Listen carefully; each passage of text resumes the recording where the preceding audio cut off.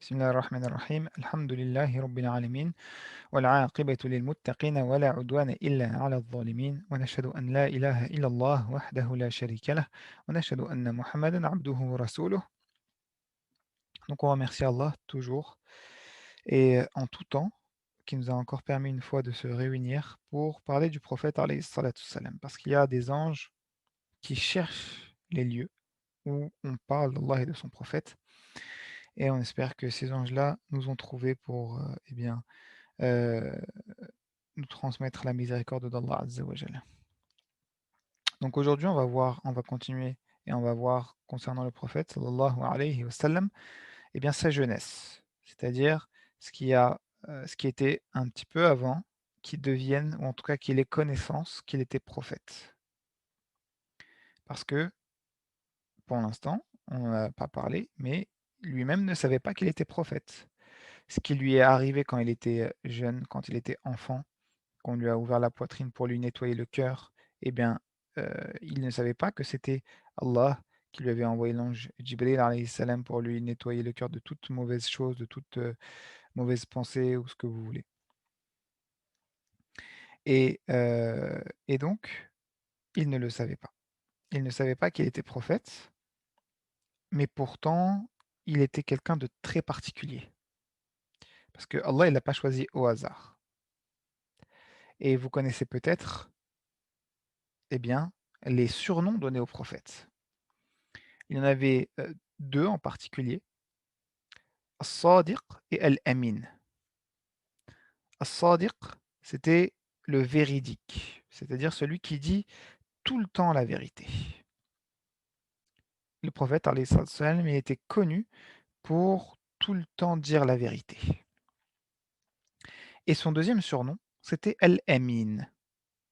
Al-Amin, ça vient de l'amana, c'est-à-dire quelqu'un digne de confiance. Alors, qu'est-ce que ça veut dire digne de confiance?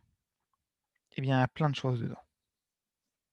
Qu'on peut lui confier des secrets, il va pas les trahir, il va pas les rendre publics en parlant à tout le monde. On peut lui confier des choses, des objets de valeur, de l'argent. Il va pas la voler, il ne va pas, eh bien, l'utiliser et la rendre parce qu'on ne lui a pas prêté, on lui a demandé de le garder. Il va encore moins casser ou bien abîmer ce qu'on lui donne ou ce qu'on lui prête. Tout ça, ça rentre dans quelqu'un qui est digne de confiance. Et il y a une dernière chose qui rentre dedans, c'est dans l'amana, c'est la responsabilité. Quelqu'un de responsable. C'est quoi quelqu'un de responsable? Eh ben, c'est quelqu'un qui sait que bah, la vie, c'est pas un jeu. On n'est pas dans GTA, d'accord? Où on fait n'importe quoi, il n'y a pas de règles. Non, on a des responsabilités. Et toute notre vie, on aura des responsabilités par rapport à ce qu'on fait. Si on est élève, on a des responsabilités d'élève, comme faire nos devoirs, comme, eh bien, se préparer pour, les contrôles, écouter pendant le cours. Si on est fils, et on est tous des fils ou des filles de quelqu'un, eh bien, on a la responsabilité d'être un bon fils ou une bonne fille en écoutant ses parents. Si on commence un métier, ben, par exemple un docteur, eh bien, on a la responsabilité de quoi? Eh bien, de donner le bon médicament, le bon traitement. Si je suis mécanicien, j'ai la responsabilité de ne pas faire n'importe quoi en ouvrant le moteur, par exemple, et en ne remettant pas les pièces correctement. D'accord? Et donc le prophète alayhi salatu wassalam, il a eu des responsabilités parmi lesquelles il était berger. C'est-à-dire qu'il gardait le troupeau d'animaux. Et donc il faisait attention, eh bien, à, par exemple, pas perdre certains de ces animaux-là. Et donc le prophète sallallahu alayhi wa sallam, il a respecté tout cela. C'est pour ça qu'on l'appelait El-Amin.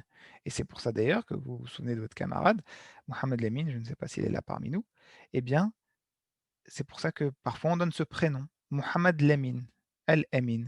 Ça fait référence à ça. Ça fait référence au fait que, eh bien, le prophète sallallahu alayhi wa sallam, il s'appelait Mohammed, celui que l'on loue, c'est-à-dire celui qui a, eh bien, beaucoup de qualités, el-amin, mais qui, parmi ses meilleures qualités, c'est qu'il est responsable. Et encore une fois, le prophète, eh bien, il excellait dans tous les domaines, pas que dans celui-là de la religion ou du comportement, mais on en avait parlé au départ, au tout premier cours, que c'était un prophète et que ceux qui regardent son histoire, qui la lisent, eh bien, ils vont se rendre compte que c'est plus qu'un génie, parce qu'il était très intelligent et très sage. À votre âge, en général, quand on dit que quelqu'un est sage, ça veut dire que quelqu'un est calme. Mais en fait, ça vient pas de là. En fait, quelqu'un de sage, c'est quelqu'un qui a de la sagesse. Pour un enfant, la sagesse, ça veut dire être calme, mais pour, un adulte, la sagesse, ça veut pas dire être calme. La sagesse, ça veut dire quelqu'un, eh bien, qui fait ce qu'il faut quand il faut. Et c'est un exemple de sagesse, parce que c'est pas juste de l'intelligence. La sagesse, c'est encore plus que l'intelligence. C'est l'intelligence, mais qu'en plus qui est en plus placée comme il le faut. Et et d'ailleurs, Allah nous en parle dans le Coran et il nous dit: «Ba'd a'oudhu billahi minash shaitanir rajim, wa man yu'tal hikmah faqad utiya khayran kathira, wa ma yadhakkaru illa ulul albab». Et Allah, qu'est-ce qu'il dit? Il dit que celui qui aura la sagesse, il aura eu quelque chose, eh bien, d'extraordinaire. Alors que pourtant la sagesse, c'est pas quelque chose de purement religieux. C'est pas, par exemple, quelqu'un qui va faire, beaucoup de prières, quelqu'un qui va faire beaucoup d'invocations, qui va faire des bonnes actions en elle non. La sagesse, ça peut être dans quelque chose qui n'est pas du tout dans la religion. Juste des conseils sur comment, eh bien, voilà, quelles études je veux faire, quel, comment faire dans mon travail, qui n'a pas forcément un lien avec la religion. Mais pourtant, ça nous montre bien que dans la religion, il y a pas et dans le Coran, il n'y a pas que la religion, ça englobe tout. Et Allah nous parle là de la sagesse. Et je vais vous donner un exemple de sagesse extraordinaire du prophète sallallahu alayhi wa sallam, parce que comme je vous l'ai dit, il était connu. Il était connu pour sa véracité, dire la vérité. Il était connu pour sa amana, c'est-à-dire comme on l'a dit, son sens des responsabilités, de la probité. Et il y a plusieurs histoires sur le sujet, mais d'abord je vais commencer par l'histoire de la sagesse. Quand, le prophète donc était encore jeune, il avait une vingtaine d'années, eh bien, il y a eu un problème, un grave problème à la Mecque. Les Mécois, donc les Arabes, qui n'étaient pas encore musulmans à l'époque, je vous rappelle, hein, il n'y avait que le prophète qui était musulman, naturellement en tout cas, mais il ne croyait pas, en tout cas il ne connaissait pas tout ce qu'il a appris par la suite, mais il savait naturellement qu'il y avait un seul Dieu, alors que les Mécois, les Arabes, croyaient en plusieurs dieux à l'époque. Mais du coup, pour revenir à l'histoire, il y a eu un grave problème. Parce que la Kaaba existait déjà. Et la pierre noire existait déjà. Et quel était ce problème? Eh bien, la Kaaba commençait à être vieille depuis l'époque d'Ibrahim alayhi salam. Et donc, ils ont voulu reconstruire la Kaaba et c'est ce qu'ils ont fait. Ils ont enlevé les pierres qui étaient placées et ils l'ont reconstruite correctement. Mais quand ils l'ont reconstruite et qu'ils ont terminé la construction, eh bien, les différentes familles, qu'on appelle des tribus, les différentes familles arabes, se sont disputées pour savoir qui allait remettre la pierre noire à sa place. Imaginez une pierre qui vient du paradis. Souvenez-vous, à l'époque, vous vous disputiez parfois pour juste une place dans la classe. Là, on ne parle pas d'une place, on parle de remettre la pierre noire à sa place. Alors, imaginez la dispute. C'était une dispute tellement grave que on va même pas appeler ça une dispute ou encore plus un conflit. Ça allait devenir une guerre. Ils ont failli s'entretuer. Une guerre entre les différentes familles. Mais juste avant que la guerre n'éclate, quelqu'un a eu une idée et a dit: «Eh bien, avant d'en arriver aux mains, c'est-à-dire de se battre, on va demander à la prochaine personne qui vient de faire le médiateur. C'est quoi un médiateur? On en avait déjà parlé à une époque. C'est quelqu'un qui va essayer de résoudre le conflit, de faire ce qu'on appelle une médiation et de trouver une solution entre les différentes parties, les différentes personnes pour trouver un équilibre. Et qui est rentré à ce moment-là? Le messager d'Allah, salawatullahi wa salamuhu alayhi. Il est rentré. Et là, tout le monde était content. Parce que non seulement ils avaient confiance en lui, comme je vous ai expliqué, et en plus ils savaient qu'il était sage, au sens dont je vous l'ai expliqué, c'est-à-dire qu'il était pas juste intelligent, mais qu'il était non seulement intelligent, mais capable d'utiliser son intelligence au bon moment. Eh bien, c'est ce qu'il a fait. Il n'a pas proposé une petite idée comme ça au hasard. Il a proposé la meilleure de toutes les idées qui allait mettre tout le monde d'accord. Quelle était cette idée? Eh bien, il a dit la chose suivante. Il a posé son manteau par terre, il a mis la pierre noire dessus et il a dit à chaque famille de choisir un membre parmi elles pour porter un bout de son manteau. Comme ça, toutes les familles allaient porter un bout du manteau qui allait ramener la pierre noire jusqu'à la Kaaba. Et ensuite, c'est le prophète, quand elle était suffisamment au bon endroit, qui l'a mis à sa place. Et donc tout le monde est tombé d'accord et tout le monde a accepté la médiation du prophète sallallahu alayhi wa sallam. Donc là, c'est un exemple sur son intelligence. Il y a deux autres exemples qui montrent aussi que, déjà d'un point de vue de la religion et d'un point de vue du comportement et de la justice. C'est ces deux derniers exemples que je vais vous donner. Le premier exemple, eh bien, c'est concernant sa religion. Même s'il n'était pas prophète, je vous l'avais dit, il croyait en Allah. Il croyait en un seul Dieu. Tous les Arabes croyaient déjà en Allah, sauf qu'ils rajoutaient d'autres dieux. Ils rajoutaient des dieux, des anciens dieux qui venaient de l'époque de Noé. Ils rajoutaient des dieux qui venaient de je ne sais où. Et puis il y en avait quasiment un dieu par famille, ma'adallah. Qu'Allah nous en préserve. Donc déjà le prophète, évidemment, il avait, avant même d'être prophète, la meilleure des choses, c'est qu'il était musulman au sens unificateur, monothéiste. Il n'avait qu'un seul Dieu. Mais aussi par rapport à son comportement. Il ne faisait pas n'importe quoi. Par exemple, un jour, il a failli, il voulait se rendre dans un mariage. Eh bien, euh, quand il allait se rendre au mariage, alors qu'à l'époque aussi, c'est un peu comme aujourd'hui, il va y avoir parfois des bons mariages, des personnes qui font les choses correctement, et il va y avoir parfois des mariages où c'est, qu'Allah nous en préserve, n'importe quoi, où il y a des péchés qui sont faits. Et là, c'était malheureusement un mariage de cette sorte-là. Mais alors qu'il allait se rendre à ce mariage, eh bien, il s'est évanoui. Et puis il se réveille à nouveau. Et puis, alors il voulait encore s'y rendre, il s'est évanoui. Et puis il ne s'est réveillé que à la fin du mariage. C'est-à-dire que Allah l'a préservé directement et indirectement. Il l'a préservé directement en lui mettant dans son cœur les choses positives et gardant que le monothéisme, c'est-à-dire la croyance en un Dieu unique. Et il l'a préservé aussi indirectement, quand le prophète voulait faire certaines choses, n'avait pas encore le Coran pour savoir ce qui était mal ou pas, Allah l'en empêchait. Et c'est pour ça que personne ne pourra jamais dire du mal du prophète sallallahu alayhi wa sallam, même avant qu'il soit prophète. Parce que Allah l'a choisi et l'a préservé.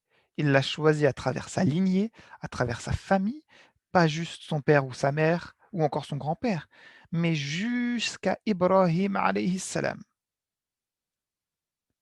Toute sa lignée, il était connu pour ne pas, par exemple, avoir ou fait partie d'une famille qui voulaient, par exemple, être des chefs ou des rois. Parce que là, on aurait pu lui dire: «Ah mais en fait, c'est pas un vrai prophète. Il dit juste ça pour récupérer le trône, pour récupérer la royauté de ses ancêtres». D'accord? Ou encore, il n'était pas connu pour être d'une famille, eh bien, de personnes qui étaient mauvaises, où il y avait des personnes qui font n'importe quoi et donc dans ce cas-là, on aurait pu dire: «Ah mais en fait, il fait ça juste pour laver l'honneur de sa famille et dire qu'en fait sa famille était une bonne famille». Non, on connaissait et on connaît l'histoire de sa famille et son histoire à lui et il n'y a absolument rien à reprocher. C'est-à-dire qu'on ne pourra jamais dire que le prophète voulait autre chose que transmettre la ilaha illallah, c'est-à-dire qu'il n'y a aucun Dieu en dehors d'Allah. Et on y reviendra sur ça, parce que c'est la chose la plus importante. C'est pour ça qu'Allah l'a préservé, même de toucher une statue. Alors quand je parle de statue, ici je veux dire des idoles. Vous vous souvenez? C'est quoi la différence entre une statue et une idole? Une statue, ça peut être une statue de quelque chose comme, je sais pas, un lion ou que sais-je, mais qui n'est pas considéré par les gens comme un dieu. Mais ça peut être aussi une statue considérée par les gens comme un dieu, comme la statue de Bouddha, d'accord? C'est une idole. Donc en fait, toutes les statues ne sont pas des idoles, d'accord? Mais dans toutes les statues, il y a une partie qui sont des idoles. Et ben le prophète sallallahu alayhi wa sallam, il n'a jamais touché d'idole parce qu'il y en avait plein à la Mecque, d'accord?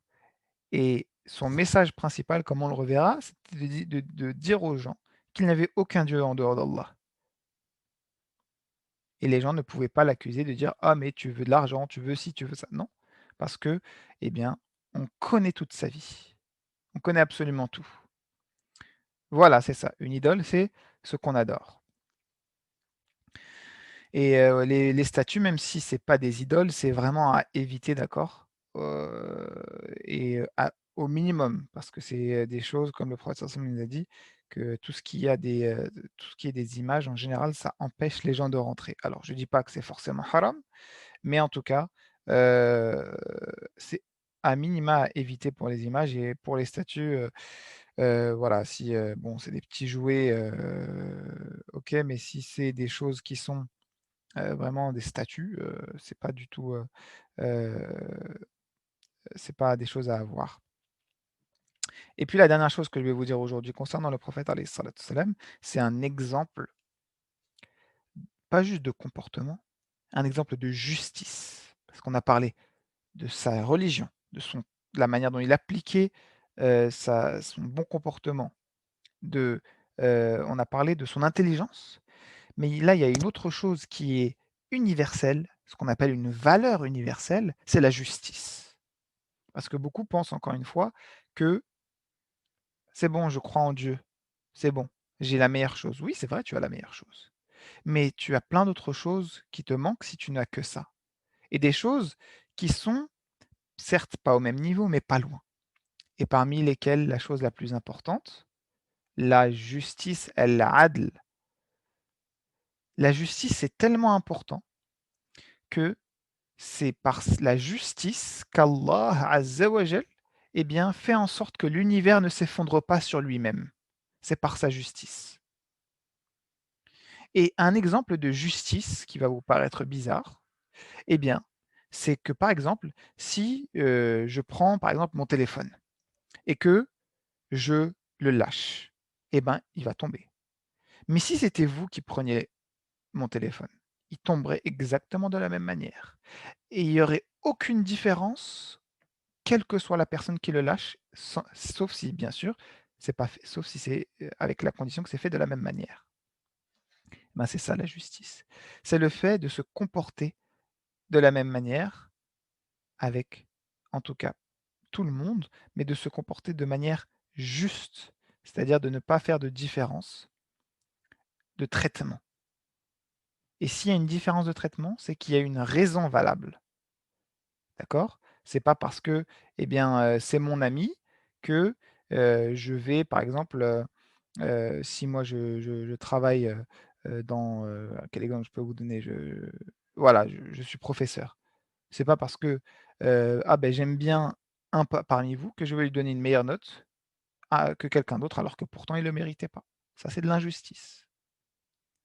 Eh bien, le prophète alayhi salatu wassalam, il s'est passé une grosse affaire d'injustice à son époque. C'est que quelqu'un qui n'était pas arabe est venu à la Mecque et les gens, eh bien, lui ont pris toutes ses affaires parce qu'il n'était pas mécois. Parce que les gens de la Mecque étaient injustes, ou en tout cas certaines fois étaient injustes quand c'était quelqu'un de faible, quand c'était quelqu'un qui n'avait pas de relation, qui ne connaissait pas tout le monde. Eh bien, le prophète alayhi salatu wassalam a fait ce qu'on appelle le pacte de chevalerie. Mais on en reparlera la semaine prochaine, Inch'Allah, parce que ça demande vraiment qu'on s'y attarde sur ce pacte de chevalerie et sur l'importance de la justice, de l'équité. Donc Allah subhanahu wa ta'ala, eh bien, nous accorde la baraka dans ce qu'il nous a appris, qu'il nous apprenne des choses profitables et qu'il nous augmente en science. Allahumma anfa'na bima 'allamtana wa 'allimna ma yanfa'una wa zidna 'ilma. Wa sallallahu wa zid wa barak ala sayyidina wa habibina Muhammad. وآخر دعوانا أن الحمد لله رب العالمين